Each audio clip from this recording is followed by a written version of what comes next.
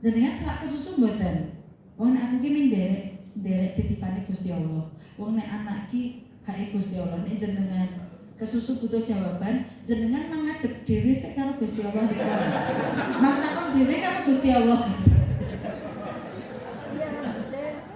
Lemah lembut bu, lagi-lagi dengan lemah lembut ya. Nah iya, salahnya nakoke masalah sesuatu yang sensitif gitu ya. Jadi jawabnya dengan lemah lembut gitu. Tapi disekakmat gitu ya Bu ya. Oke, kita jawab. Nah ini tadi saya contohkan literasi otak. Oke. Jadi bagaimana kita meletakkan kalimat-kalimat positif di dalam pikiran kita. Nah, yuk. Kalau pikirannya negatif, ekspresinya juga pasti jelek. Gitu kan Bu? Kalau pikirannya positif, ekspresinya auranya pasti jadi positif.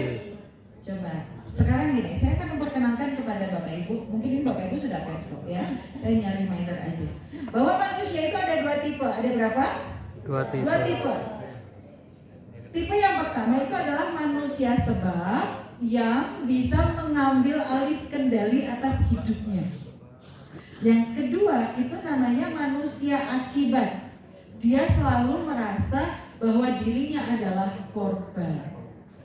Oke, saya kasih contoh. Manusia sebab itu kan manusia yang mengambil kendali atas dirinya, Bapak Ibu, oke? Saya kasih contoh kasus. Podo-podo mboten duit-duit. Podo-podo mboten cecekel.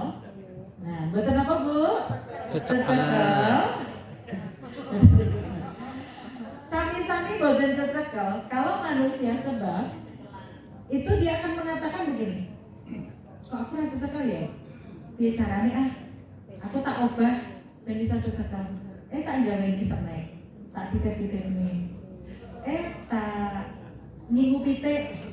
Dan kok nek pitike gede iso dijikondhoke pitike iso titel, gitu kan? Ya. Tapi kalau manusia akibat dia bilangnya kayak mana, Bu?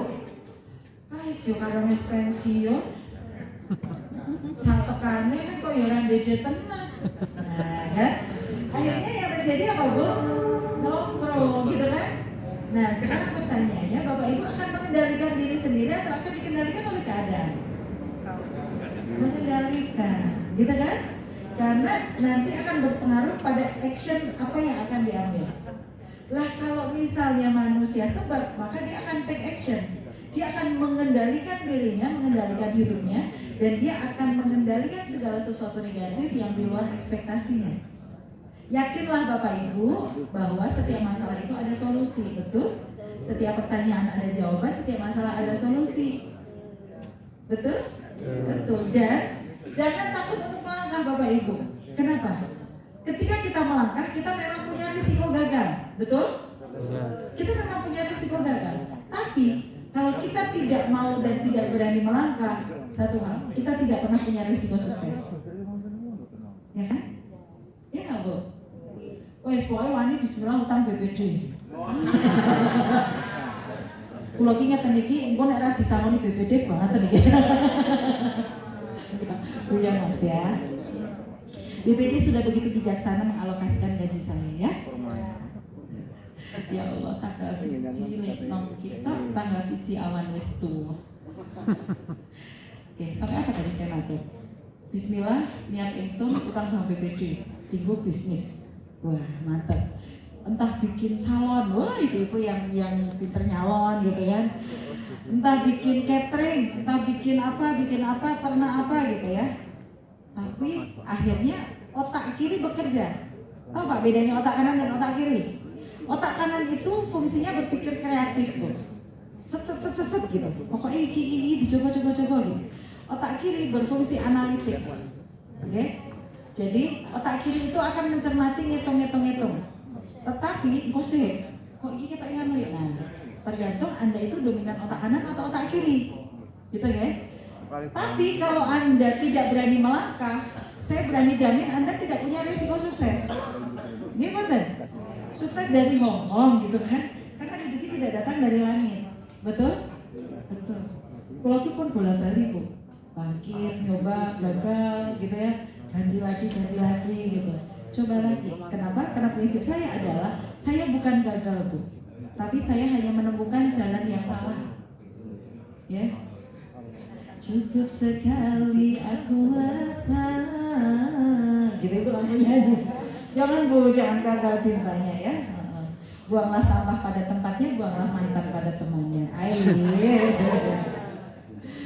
Ya, jadi sekali lagi tinggal nanti Bapak Ibu mau menjadi manusia sebab atau manusia akibat, gitu ya. Jangan pernah berharap ada keajaiban kalau Bapak Ibu tidak berani mengambil sesuatu alih kendali atas dirinya. Tidak ada lagi alasan aku wis tua mau wis. Ya. Lah kalau Anda pengen pensiunnya bahagia, masa pernah bahagia, mengambil kendali atas dirinya, mencoba karya-karya baru yang sifatnya senang tuh. Yang lebih kecantikan tuh tiba-tiba gak bisa salon, ya kan? Bu hati-hati, bisnis tidak harus dengan diawali dari modal yang besar, oke? Bisnis diawali dari apa Bu? Saya sedikit nyinggung tentang masalah ini, kreatif runner. Ketika ibu bapak mau berbisnis, satu hal pertama yang harus dipengaruhi apa Bu? Kemauan, oke. Apalagi Bu? Modal, gampang Bu. Kalau modal nanti taspen ada, BPD ada gitu ya. Apalagi Bu? Niat, niat ingsun. Kemauan, apalagi? Keberanian. Ya, itu harus semuanya. Tapi satu hal, dari banyak referensi ilmu bisnis yang saya dapatkan dari guru-guru bisnis, saya mengatakan begini. Kalau kita mau berbisnis, satu hal pertama yang harus dipikirkan bukan sekedar modal. Misal, dengan dapat geletek uang sekian juta, yakin jadi bisnis? Belum tentu. Paling tadi ini gelang kalung gitu kan, langsung neng toko Mas Mar gitu kan. Tempat Mbak, tempatnya kudu strategis. Enggak, era sekarang tempat nggak harus strategis Bu, ya kan? Karena sekarang ada Google Map, ada online gitu ya. Saya punya sekolah public speaking itu di rumah saya, nyempil yang masuk gang aja mobil nggak bisa seberangan Bu. Tapi alhamdulillah sudah autopilot gitu kan. Oke? Nah, saya jualan produk ini saya nggak jual di toko Bu. Saya nggak jual juga di marketplace. Saya bangun pasukan reseller. Oke? Ini datang sendiri Bu. Ya? Terus diawali dari apa? Mbak, tenaga ini modalnya gede Bu. Tempat modalnya gede. Satu. Kalau Bapak Ibu nanti mau mencoba sebuah bisnis, awalilah dari target market apa Bu? Target marketingnya siapa? Nanti bisa diskusi sama putranya. Siapa yang mau saya sasar dengan bisnis ini? Ya. Oh, misalnya Pak Sukijan, aku pengen target cah nom-nom. Boleh nggak? Boleh. Target marketnya siapa? Terus kemudian satu hal lagi, riset Bu. Target market saya ini apa sih yang mereka butuhkan? Harus spesifik ya Bu, harus spesifik. Target market saya ini apa yang mereka butuhkan? Nah baru dengan ciptakan produknya.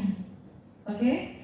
Lah belum punya target market, ngerti-ngerti waktu buka usaha modalnya gede gitu kan? Terus aku seneng jahit terus gawe kelambi oke banget.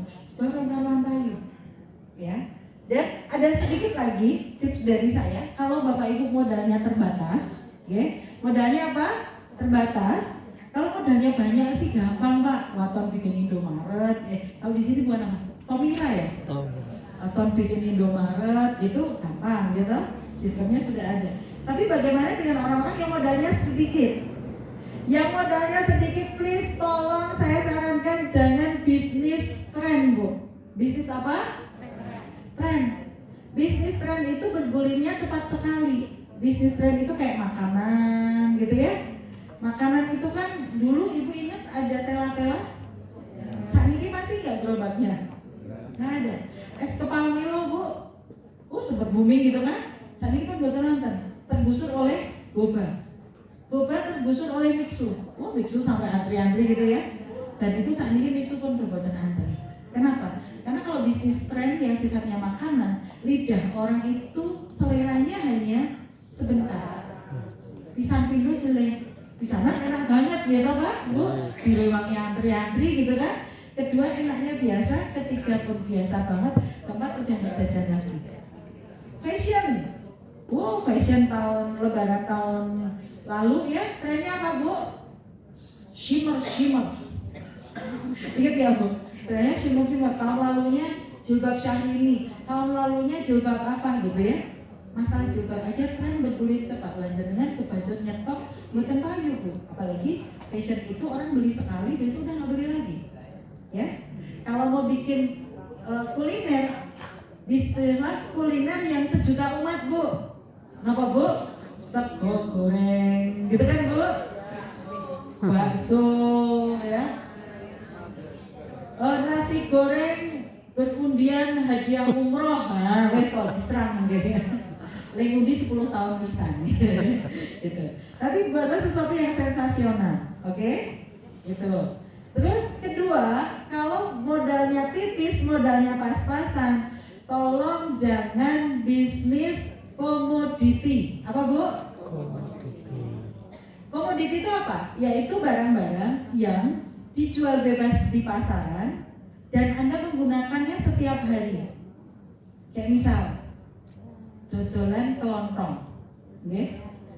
Dodolan kelontong, toko kelontong kalau modalnya tipis, untung paling hanya berapa bulan nanti wayai kulaan pun telas. Kenapa? Badine sitik banget Bu, gimana? Jenengan mau ambil untung lebih banyak dibandingkan yang lain, misal kok sabun mandi badine neng Rp200, terus jenengan aja mendet badi ya tak ibuin lah, badiku tak gawe 300 gitu nggih. Kira-kira nanti gimana Bu? Konsumen itu suka mengeneralisir loh Bu, jenengan sing cukup badi meng sabun rok gitu kan, customer itu langsung nek oleh Bu Siti kae sak warung ngelarang kabeh. Belum lagi nek diutang Bu. Sekarang konsepnya utang disauri suruh dianggap lunas, ya betul Bu. Biasanya belanja, terus buatan liwat melipir gitu kan Bu. Iya, wayai kula telas modelnya. Terus lagi jual rokok Bu, garwane jenengan utut, lesto, kelempus gitu ya. Sak lencer, sesuai kelas Bu. Jual bensin eceran. Badine sidik banget.